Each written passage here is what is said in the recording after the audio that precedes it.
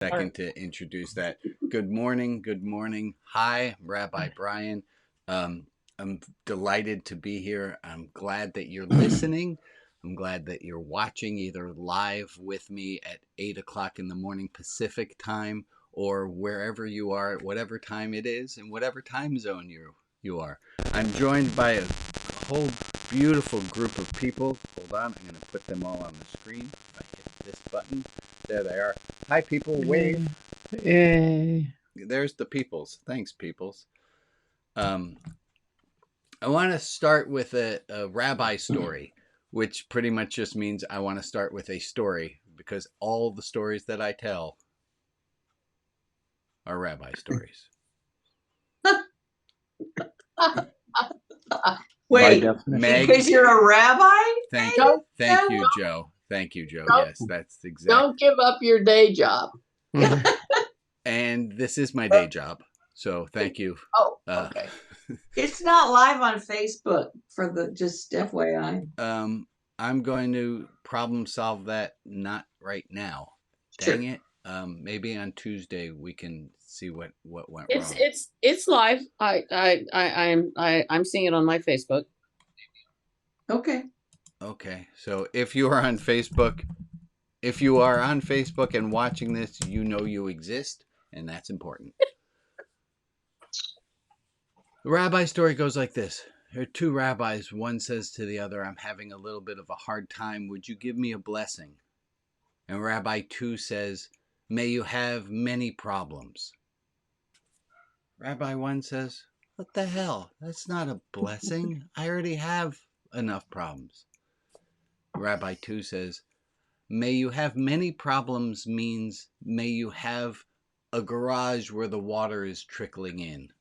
May you have many problems means you have been overcharged by the airline for a convenience fee.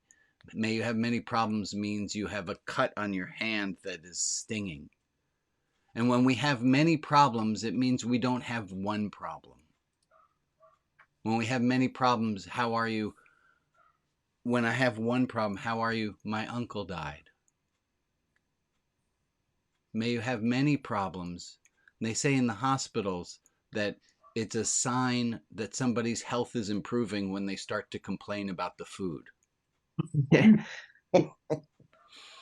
May you have many problems. May you have many problems means that you're not facing one giant problem, something that's taking up your head. Yeah. And so I bring that up because today I have, along with many problems, I have one problem. My beloved Uncle Steve passed this last week, and I'm on my way to today. We'll fly to New Jersey for the funeral, and I'm sad. I'm sad, and I want to speak about this just for a moment, which is you don't need to fix my sad. I'm okay being sad. In fact, I need to be sad. Part of what being sad means is being sad. I had sadness is a way to indicate to a community that we need support. That's the point of sadness, is to let people know that I'm mourning, that I have a loss. And I'm going to bring us straight into, and I can't remember the name of whose theory this is, but it's a very important idea. And it's called dump out, comfort in. And if one of you who is clever on the internet would remind me the two researchers who came up with this, dump out, comfort in. Dump out, comfort in is a dump out, comfort in. Dump out, comfort in goes like this. In any situation, there's concentric circles. My cousins, Steve's children, are at the center of that circle. My cousin's children are at the center of that circle. They lost their grandfather. Slightly outside that circle are me, my mother, my sister, my family, my wife. Outside that are my children, who didn't really know Steve very well. outside that, and you understand how concentric circles work. And the rule, has anyone found the name of whose theory it is? Ring theory? It's called ring I theory. posted a link in the chat. It was developed by a clinical psychologist, Susan Silk. Yeah, Susan Silk. That's who it is. Susan Silk's ring theory. And ring theory says that the people who are on the inside of the circle, they dump problems out.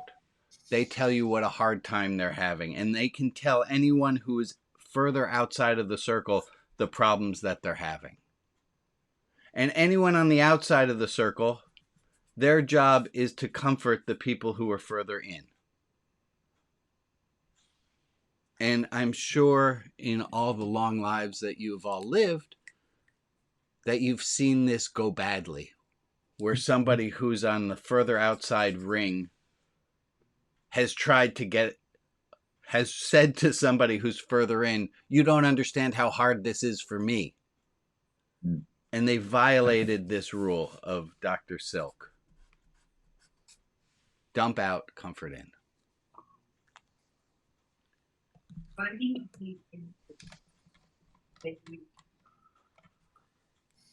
I'm just going to let that sit here for a moment before we continue in. If there are any questions or thoughts, but this is how I appreciate in me telling all of you who are further outside the circle than I, that you follow the lead of the person who's mourning. That's how it goes. If the person is asking for support, you give it to them. Jewish tradition, actually, when somebody is mourning, you are not supposed to ask them how they are. And we've all been in that situation where somebody says, how are you? And you're like, how the hell am I supposed to be? I just lost a loved one. It's you don't ask. Okay, but that being said, are there questions or comments on ring theory before we move to our regular scheduled service? Yes, my friend Rags. I was just wondering if Susan Silk has any advice. I don't know, that may not be her business, for what to do. I was just flashing on a time right after my father died. This person came and was dumping all over me, and I wanted to murder her. Yeah. Which would not have been an appropriate response. No, that would have been a little more anger than we A needed. little more than I do have a thought which I'll share in a second, but my new best friend Missy Solomon had her hand up. Ah. Hi, everybody. It's a lot of pressure, Missy. I know it. Well, I lowered it again because I thought the young lady whose name I didn't catch before me was maybe going to ask it. But if you're not supposed to ask how somebody's doing, what are you supposed to say? So maybe you can address that at some point. I usually try to say something like, how are you holding up? Because that seems like it doesn't put or just say I'm holding on my to, heart. like say, well, I'm not. Yeah. I'm sorry. Go ahead, Rags. Try again. I was just saying what I usually do is say something like, I'm holding you in my heart. I think not asking questions can be a good response, but just offering comfort. Yeah.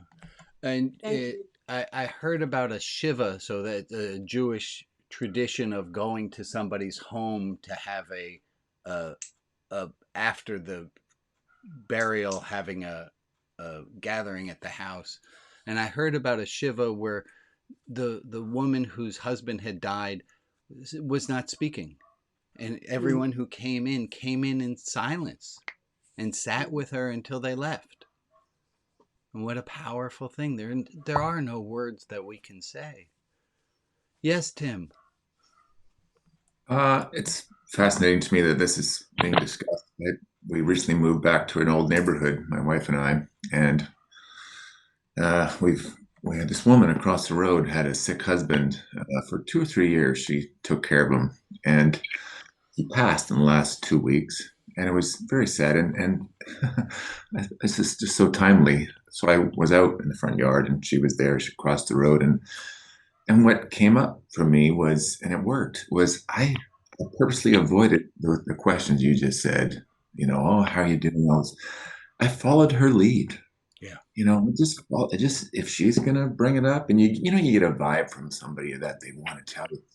I just tried to go with her lead. And I think, and she didn't mention it. We had a nice chat, and that was that. Next time it might be different. So that's in that anyway. In that moment, I think it worked well. It might not work all the time, but just follow the other person's lead and energy. Amen. Amen. I started a game.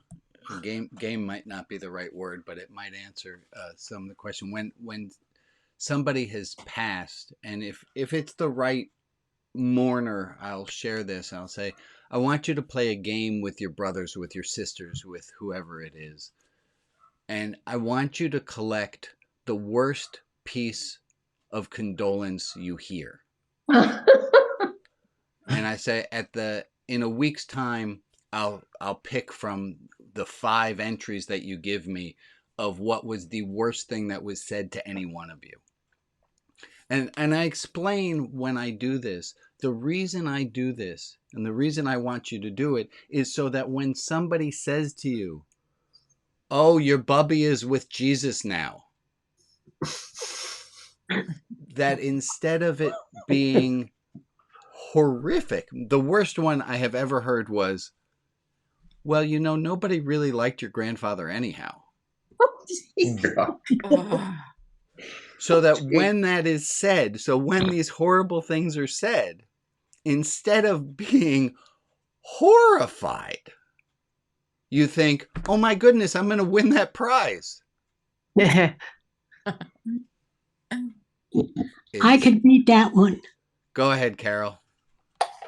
When my father-in-law died, someone came to the apartment and said, how many rooms are there in this apartment? They wanted to rent the house? Yep. That's pretty awful. I really hope nobody can beat that. I really do hope nobody wins at this game. Okay. Thank you all. Thank you for questions. Yes, Rita. When Stuart, my husband, was dying, we had good friends that used to come over and watch the Warriors games with us. And the day he died, one of the best friends called and said, so are you going to watch the Warriors tonight? And I said, well, I hadn't actually thought about that. Mm-hmm. He said, you're going to, and we're coming. And they and my daughters and my son, and we had about 10 or 12 people came over. We had the Warriors game on. And it was perfect for me because I didn't have to pay attention. But right. Companionship. And we called it the Warrior Shiva. The Warrior Shiva? Nice. I like it. Shiva is the Hebrew word for the 7 days of mourning that is done at somebody's house. Go ahead, Hugh. Oh, and also just a little technical thing. John, your mic just keeps picking up, so it keeps flipping away from the person who's speaking. So I apologize. Please unmute yourself as necessary. Hugh, you have something to add. Well, I'm just thinking about the motivation of people to speak in a way which comes out in less than helpful terms, whether it appears callous or unthoughtful or selfish. And I guess I'm looking to find some compassion on the motive of the other to say such things. And I think sometimes what's happening is people don't know how to deal with their own anxiety in the presence of someone who's feeling such stress and anxiety. And so in an attempt to either avoid or assuage their own anxiety, they say things which they think will be helpful in reducing the anxiety of the other. So this is a mindfulness practice I think that we all need to be aware of. When I'm meeting someone who is suffering or in pain or grieving, I need to be mindful of my own anxiety and not to allow that to be the motive for the way I interact with the other. Just something I've been thinking about during this conversation. Yeah, thank you. It's very hard to imagine that the person who says this obnoxious thing is trying to not be obnoxious. But I do think you're right, Hugh, that people are they're trying to say something comforting. Hey, nobody really liked your grandfather. They think that that's going to be helpful. I mean, completely misguided, but their hearts, if we can get our head there, we can almost see that their heart's in the right place. Just their mouth is not.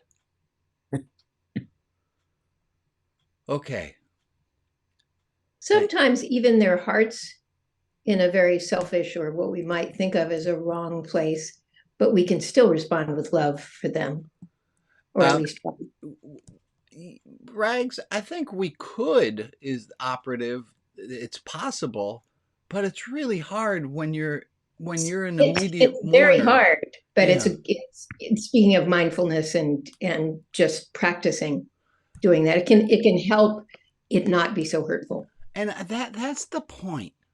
Thank you, Rags. That's the point of what I'm doing here and what I think you're doing here is we have this idea that we can improve, we can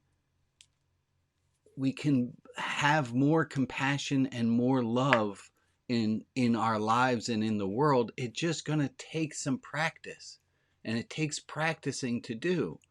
And part of what somebody said is Rabbi Brian's spiritual boot camp. I was like, it's an interesting image, that we're all practicing and learning. And so that being said, has become somewhat a little bit of practice here is, hey, last week towards the end of the service, I said, you all have homework to do. And I was corrected and said, Rabbi, you were told not to give homework. And I didn't give you homework. I told you you had homework to do. I didn't tell you exactly what your homework was. You're an adult. I'm sure you could figure out from week to week what it is that you want to work on. And so at this point, and I don't have a sheet of shiny stickers to award to you if you did, but does somebody have a report of, hey, I was really working hard on this, I tried it, and you know what, it didn't go so well. Or I'm really working really hard on that. And I'll give you a second, and I'll foretell you if you would, next week, I'm going to say the same thing. And so start thinking of like, what's the thing you want to work on? Maria, I saw you had your hand. Go ahead. I have been working very hard on loving kindness. It's a very difficult situation with some other people that my mom and I know. And I've managed the kindness part. The loving part has been far more difficult.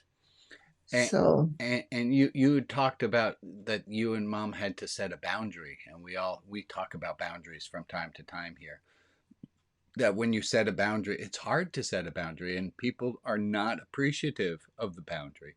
When you talk about the love part, the loving kindness, and that you're able to be kind to the other person, which is wonderful. That's, good for you. It sure beats the pants off of being snarky towards the other person. I wonder if the loving part, are you able to also do loving kindness internally? Are you able to be loving kindness to yourself as you're going through this difficult situation? Yeah, actually looking at it that way, I think so. And I think my mom and my sister and I are the ones most involved in this. And we have been supporting each other, certainly, with loving kindness. So good. Do you deserve a shiny rainbow sticker? Yes, please. Okay, you're going to have to go to the store. I need 3 of them. Okay, the store has at least 3 of them. Okay, thank you. It's a very self-service type of educational experience here. If I find a sheet, I will post them to you. But I seem to be all out of shiny stickers. Anyone else have a thing that they want to? There's something about a community where there's a power in a community, and just saying to a community, I'm trying to deal with this thing. And we heard last week from a number of people. Go ahead, Lee. What do you got? So I had to, I exhibited a lot of loving kindness a couple of weeks ago to my twin brother, knowing that he was mourning my mom just as much as I am. But it was all about him. But I never once made it negative and put the blame on him, and he just kept throwing it at me. So it was definitely one-sided. Good for you, Lee. Good but for at the you. end of it, I just had to cut off contact. Okay, you have to do. You got to take care of yourself. We looked at this last week, and it led us to a. Hold on, I have to change screens.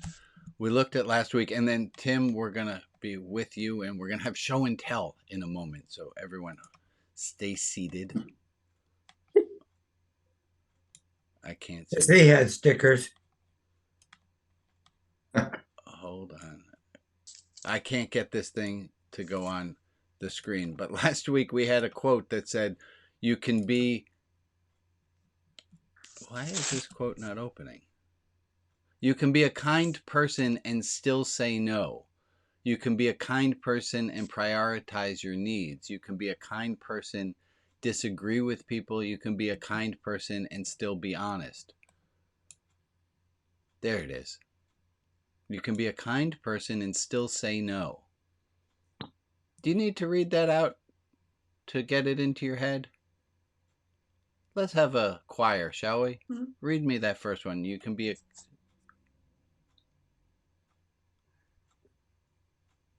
kind person and still say no. And still say no.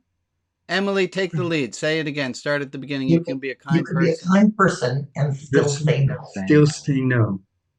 You can be a kind person and say no. Still say no. You can be a kind person and prioritize your needs. You can be a kind person and prioritize your needs. I can be a kind person and say no. Somebody else want to say that just like Emily said? I can be a kind person and still say no. I can be a kind person and still say no. I can be a kind person and still say no. I can be a kind person and still say no. I had a colleague one time. I remember the first time I really came to deal with that, saying no. That after our class or something, I said to someone, "Well, we can have a cup of coffee." And she simply said no. And I was shocked. And yet it gave me so much to think about. Yeah. I mean, she didn't dislike me. I thought, oh my God. Amazing. She doesn't like me. That was my first. And then what happened after that first reaction? Well, it gave me a lot to think about. Yeah. We continued teaching the class together. Yeah. And it was very worthwhile. But she taught me how to do that. How to say no. Just by saying no. She didn't explain or give an excuse. She simply said no. I don't think so. Isn't that amazing? I'm sure most of us feel compelled to explain ourselves. Yeah, definitely. And maybe we don't need we to lose do that. Something when we explain. Yep. No. I think that was Ray. Was that Ray? It was. Thank you, Ray. We're going to do a transition here. My kind people who say no. And we're going to do a transition. If you like that phrase, I can be a kind person and still say no, maybe write that down. And if you write down, we're entering my transition period. Tim, are you at the ready? Oh, yeah. So, Tim, emailed me that he had collected a lot of thoughts and made a Bible out of them. This is sideways and not on Tim. But Tim, can you show people what it is that you made? You took a lot of thoughts that you had came across and you put them together in one place. Would you show us what you have? Yes. So I suppose a little background.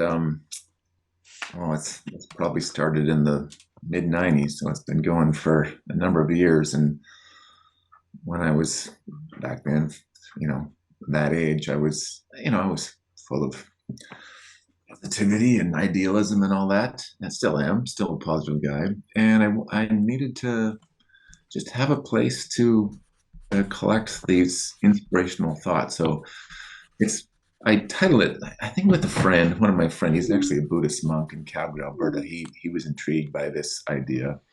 And it was him that came up with, well, that's your personal Bible. I was like, oh, I kind of like that. And really what it is for me, is a collection of a lot of things, inspirational quotes,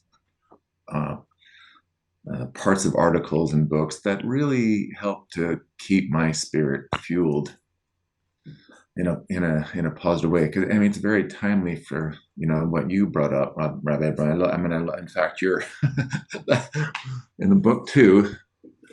Yes, it made it into the personal Bible. There it is. The same one that we had just on the screen. Can you show us that Bible? Can you show it to us so we can see what you have? So really, I mean, it's going to be hard to see, but really what it is, I'll turn to a page. It's sometimes in writing, sometimes cut out things, but it's just that page right there. That's the one I want to see. Okay. Let me go back to it. So the most recent one, so all it is, if you give it a big view, it's cut out of things, it's my own writing, it's just a collection of things that I like and inspired by. So that's yours there, and I think that one was yours too, right? That one? Oh, that was from James in prison. Would you read that one out?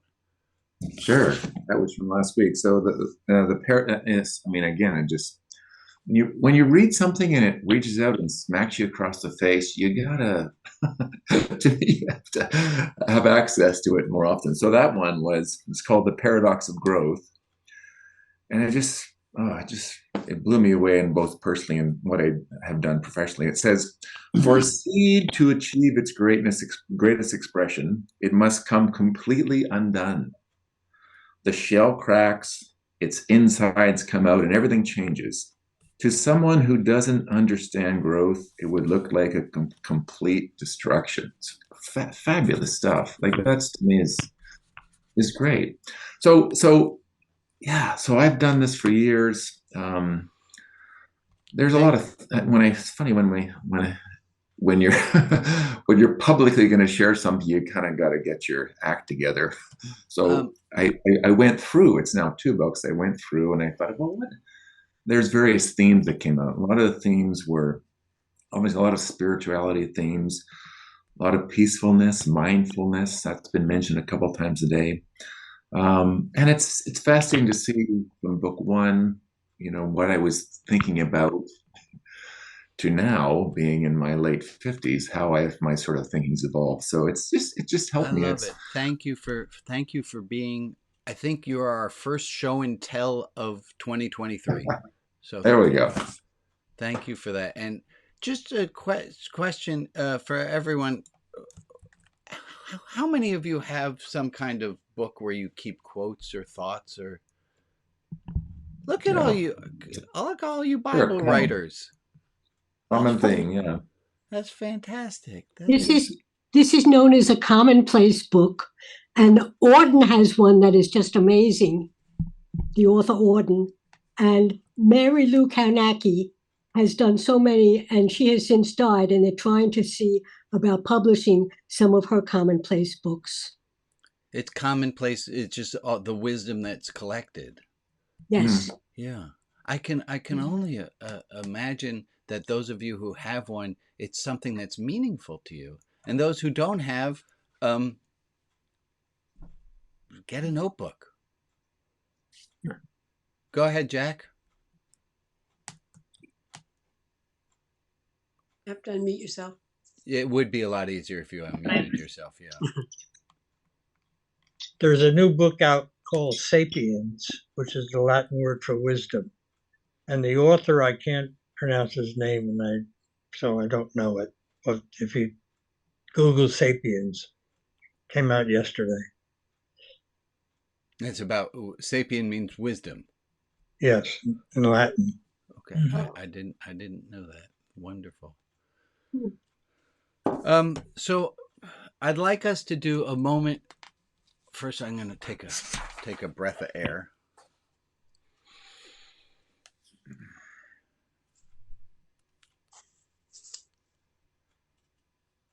April 9th, 2020 was the first time we did a Saturday service. That means in 8 weeks, we'll be at service number 200, which is amazing. And I don't know how we will celebrate when we get to our 4-year anniversary, but I do think we should celebrate. And if you've been since the beginning, yay. And if you've joined since, yay. And I'm delighted to see how much this whole thing has changed. And I want to talk about what Tim just said about transformation, about allowing ourselves to change. The way I ran this service at the beginning, the first few services had game shows built into them.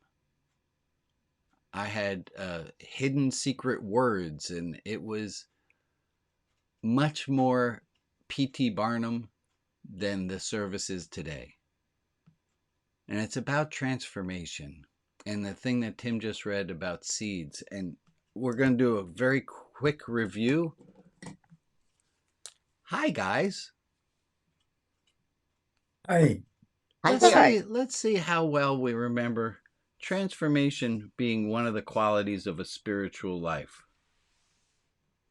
There are some others, and I think it's in the Wednesday group that helps advise the services. Maybe every season you should do it, and we did this in the fall, and it's coming in winter, so there are other qualities to a spiritual life. One is the willingness to be transformed. If you can, like if it's right at the edge of remembering it, what is the second one? Hierarchy of values. There's a hierarchy of values in a spiritual life. And if you can do all 5, 6 of them without my notes, go ahead and grade yourself, see how well you do. What's another one? Well, I remember questions and answers. Questions in a spiritual life are more important than answers. Mm-hmm. Yeah. Voltaire's quote, I just lost. Oh, that was it. There it is again. Voltaire said, dubium, doubt is uncomfortable, but certainty is ridiculous. Mm. Doubt is uncomfortable, certainty is ridiculous. There are a few more ideas in the spiritual life. Yes. I saw that one being on the screen. There's an idea of connectedness, that everything is connected, everyone is connected, and in our moments we can remember that. And there's another one. I'll give you a picture of it. See if this jogs a memory.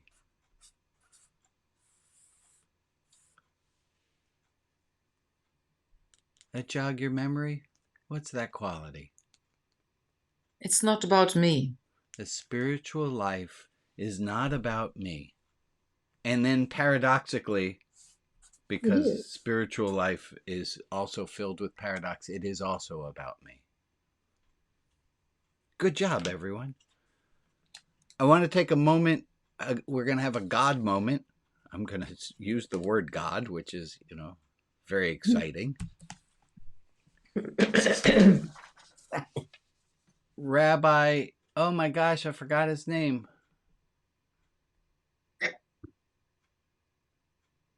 Oh my goodness. Well, it will come to me. Right. It's not there yet.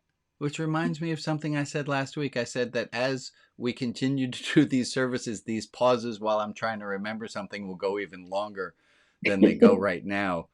And somebody commented afterwards, which I thought was beautiful. And they said, Rabbi, that was the first time you've acknowledged that these services will continue on. That's nice. And I hope that they should. And I'm willing to continue to do this, but I have to make a deal with you.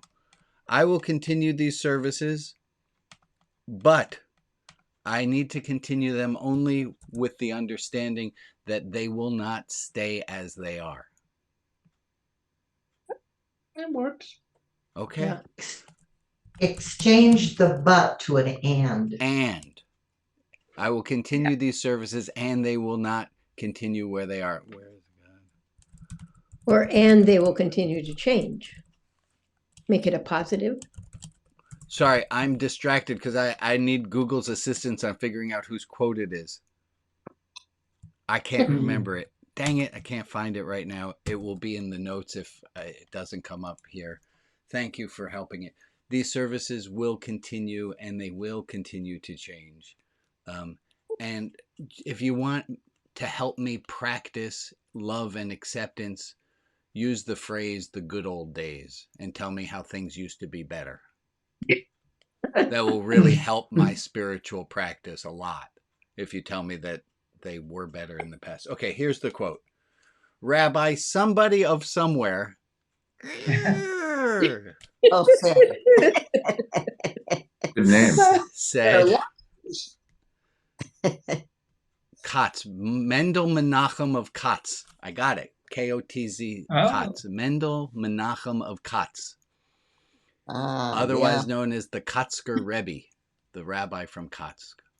He would ask a group of people. He was an itinerant preacher. He would go from town to town. And he asked a group of people, "Where is God?" And they answered, quoting the Bible, "The whole earth is filled with God's glory. God is everywhere." And the Kotzker Rebbe said, "No. God is only wheresoever we make room for God."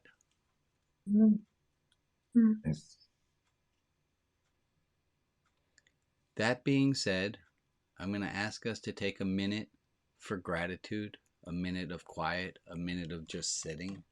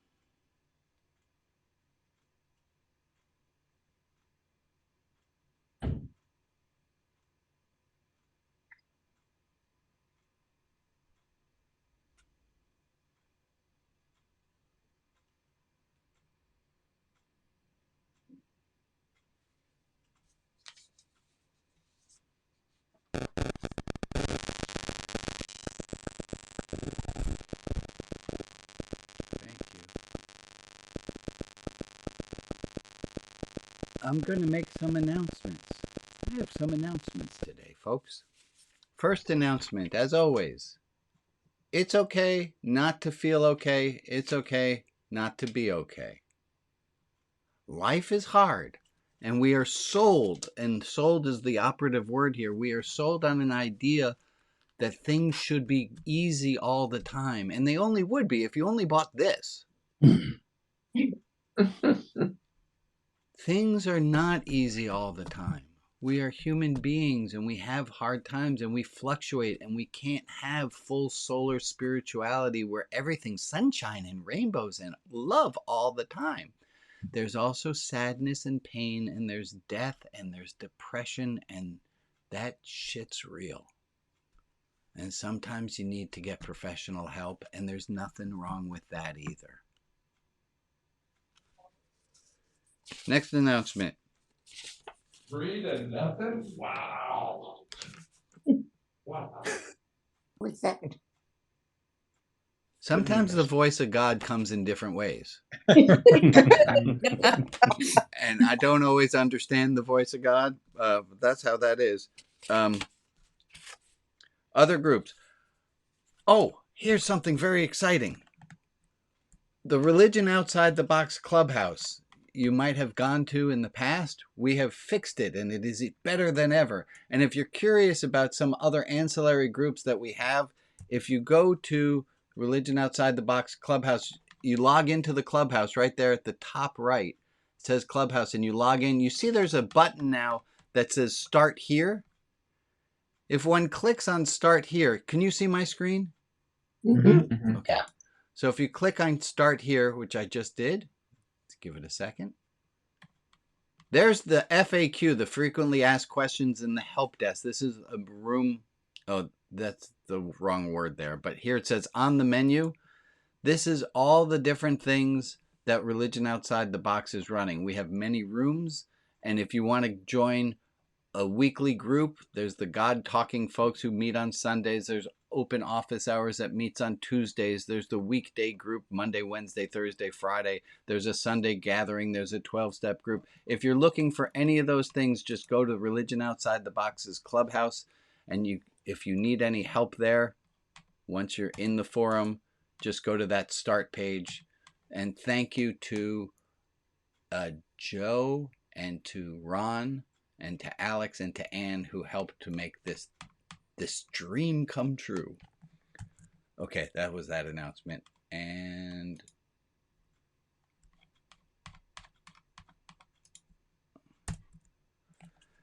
other announcements. After this service, in about 19 minutes, we'll have small groups.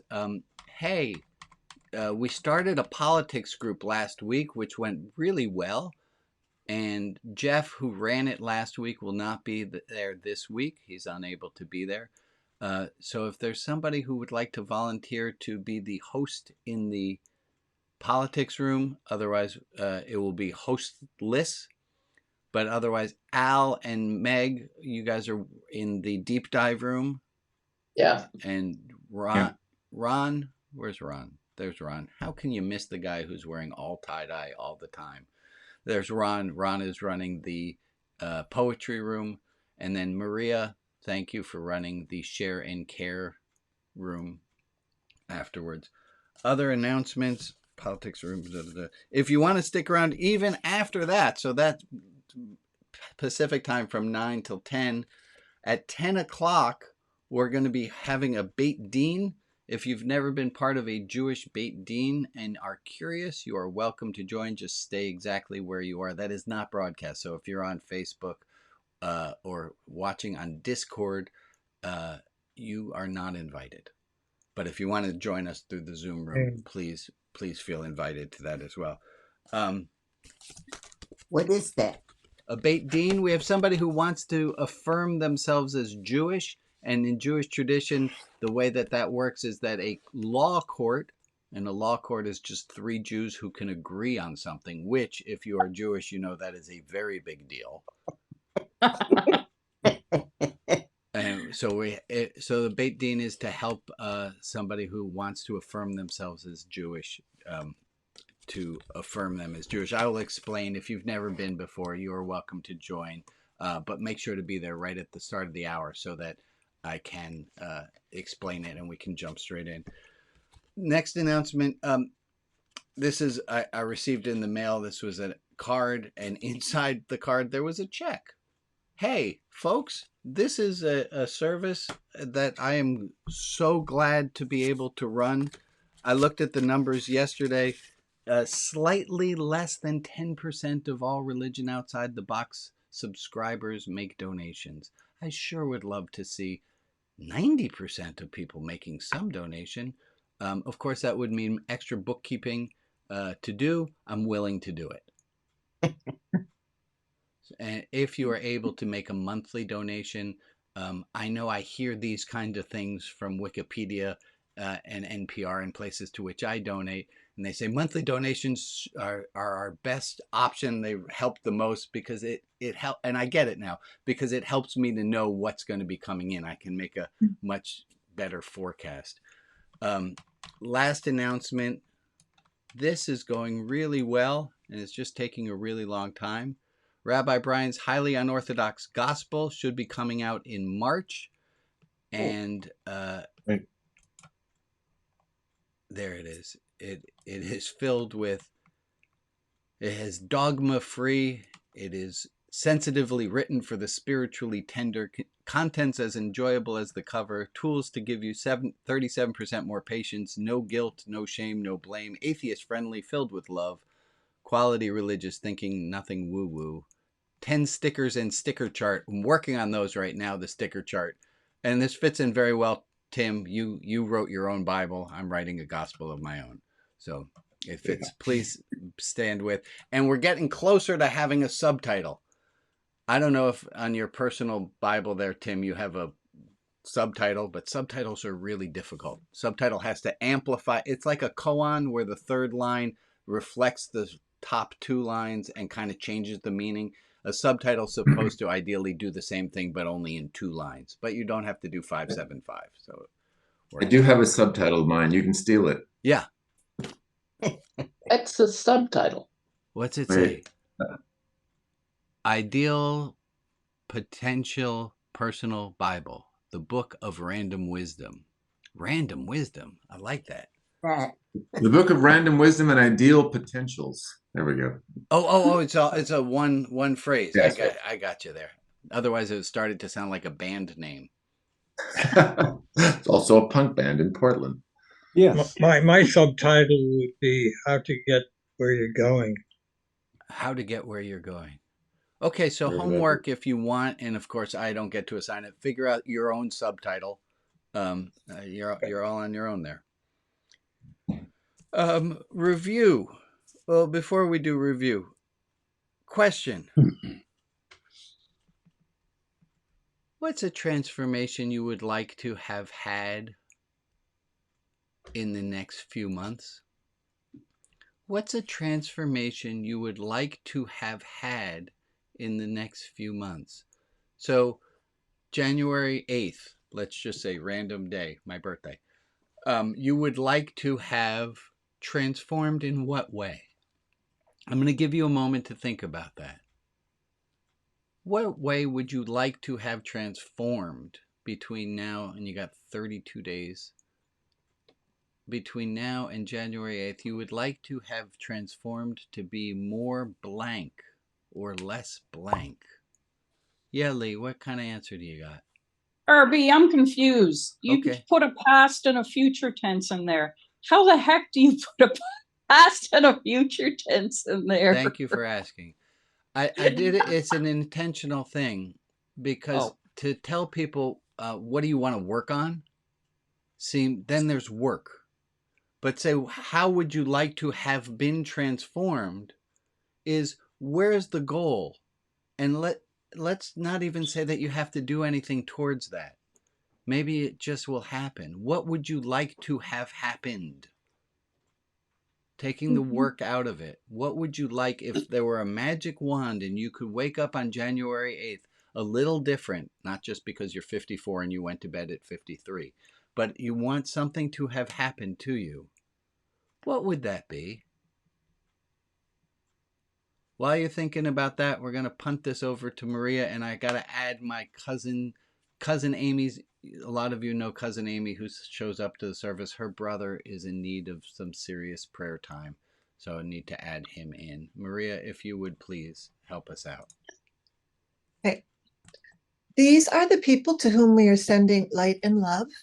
Greg, Rob B., Sheridan H., Randall M., Joe, James Wilson, Susan, Sarah, Jen Dobbs and all impacted by ongoing wars, Bill, Karen, Sandy, Sean, Sharon, Nancy, Joanne, Cody, Al, Maggie Marsh, JC, Anne, Nolan in blessed memory, the Davidson family and the KC Fusion soccer teams, the family and friends of Uncle Steve Fetter, Barbara C., Bunny Todd and Pam Todd, Chelsea, Anna and Wes, Missy, Jeff, Marvin and Michelle Schaefer, Irma, Evelina and Olivia, cousin Amy's brother.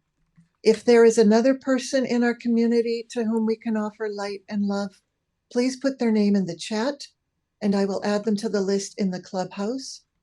And for the people who aren't named, but who are in our thoughts, we send them light and love as well.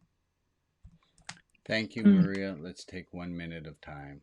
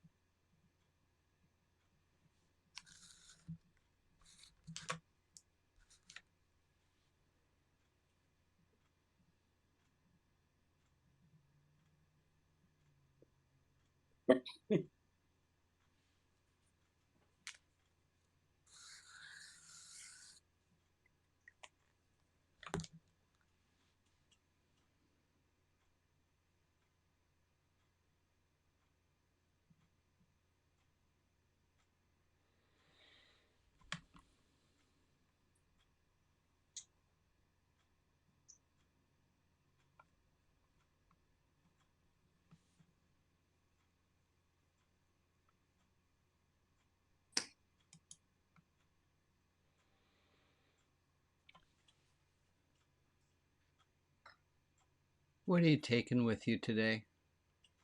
What's the entry in your personal Bible going to read on today, the 9th of December, 2023? What are you taking with you from what we talked about? What's the homework? What's your thing? I can tell you mine. And I would be fine just hearing this same thing from every single person. I can be a kind person and still say no. I'm taking that with me today. What are you taking with you, Jack? A witness to love flowing. Witness to love flowing. What are you taking, Tim? To the first two words that were shared, the finitude, the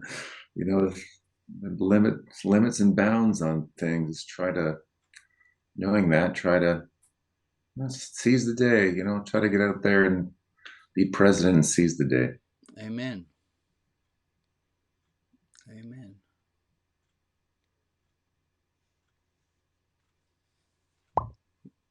What do you got, Missy, and then Ray, and then Ruth? Go ahead. I'm thinking with me that I don't have to say anything when someone's grieving. I'm officiating a funeral next week, and I am meeting with the fiance and 2 kids this afternoon, and I don't know them, and I don't know the deceased, and so I'm taking with me that I can just sit in silence with them. That'll be okay, even while we're meeting. That'll be okay. Amen. Ruth, what are you taking? What do you got? It's okay not to be okay. Amen. Ron? A poem came to me during this.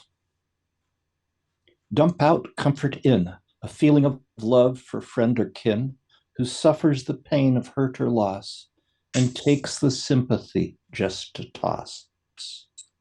I can be a kind person and still say no to other demands that don't always go, to fill my own deepening need to accept the pain and its seed.